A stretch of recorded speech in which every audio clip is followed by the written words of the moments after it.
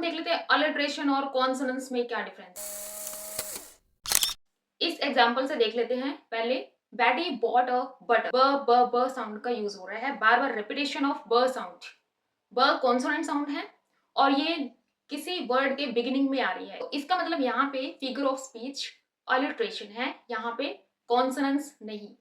Consonants में क्या होता है, जैसे एक एग्जांपल देख लेते हैं। He struck a streak of bad luck. इसमें क साउंड आ रही है। स्ट्रक क साउंड, स्ट्रीक क साउंड, लक क साउंड।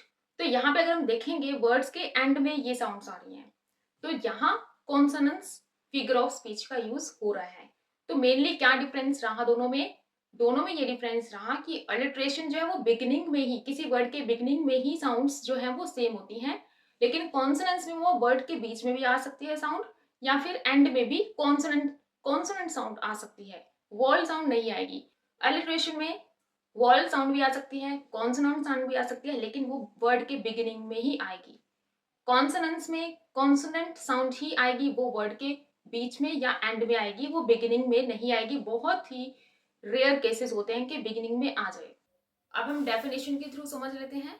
अलिट्रेशन को अगर देखें तो रेपिटेशन ऑफ वॉल और consonant sounds in near by words. मतलब यहाँ वॉल साउंड भी हो सकती है, रेपिटेशन वॉल साउंड की भी हो सकती है और कॉन्सोनेंट साउंड्स की भी हो सकती है। हिंदी में अनुप्रास अलंकार होता है जैसे, तो इंग्लिश में अनुप्रास की जगह ये अलिट्रेशन फिगर ऑफ स्पीच का यूज होता है। इसी तरह से consonants, repetition of consonant sound within a series of words और nearby words. It can be at the middle और at the end of a word. किसी word की मिडल में भी हो सकता है यूज और एंड में भी यूज हो सकता है, और सिर्फ कॉन्सोनेंट साउंड की रेपिटेशन होती है, क्योंकि नाम से पता लग रहा है कॉन्सोनेंट्स, मतलब कॉन्सोनेंट साउंड का ही यूज होगा।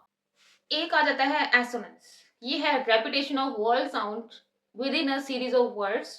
मतलब इसमें जो रेपिटेशन होती है वो सिर्फ वॉल साउंड की होती है, और ये किसी वर्ड के मिडल में या एंड में आ सकते हैं। बहुत रेयर केसेस होते हैं जिसमें कि बिगिनिंग में आ जाए। बिगिनिंग में अगर आते हैं तो वहां पे हमें एलिट्रेशन मानना है, क्योंकि ज्यादातर जो एग्जाम्पल्स होते हैं वो एग्जाम में एलिट्रेशन के ही आते हैं। अगर बिगिनिंग में कोई ऐसी साउंड की रिपीटेशन होती है, वॉल साउंड या कॉन्सोनेंट साउंड, तो एसोनेंस में हमने ये देखना है कि यहाँ पे सिर्फ और सिर्फ वॉल साउंड की रेपिटेशन होती है। एग्जाम्पल देख लेते हैं। The rain in Spain falls mainly on the plains. अब यहाँ पे अगर ध्यान से देखें तो ए साउंड, वॉल साउंड का यूज बार बार हो रहा है। जैसे कि रेन ए साउंड आ रही है, स्पेन ए साउंड आ रही है, ऐसे ही मेनली यहाँ पे भी ए साउंड, और प्लेन, ये सेम सेम जो वर्ड्स है इनमें वॉल साउंड का यूज हो रहा है, ये बीच में यूज हो रही है साउंड्स। अब इस एग्जांपल को ध्यान से देखना है और गैस करना है कि इसमें कौन सा फिगर ऑफ स्पीच यूज हो रहा है। Fair is fall, fall is fair, Macbeth से लिया गया। बिल्कुल बिगिनिंग में ये जो थ्री विचेस होती हैं वो ये डायलॉग बोलती हैं, तो गैस करेंगे। तो यहाँ पे अगर हम देखेंगे फ साउंड का यूज हो रहा है बार बार, कॉन्सोनेंट साउंड है और ये बिल्कुल बिगिनिंग में आ रही है। फेयर, फॉल, फॉल, फेयर, मतलब यहाँ पे अलिट्रेशन फिगर ऑफ स्पीच का यूज हुआ है।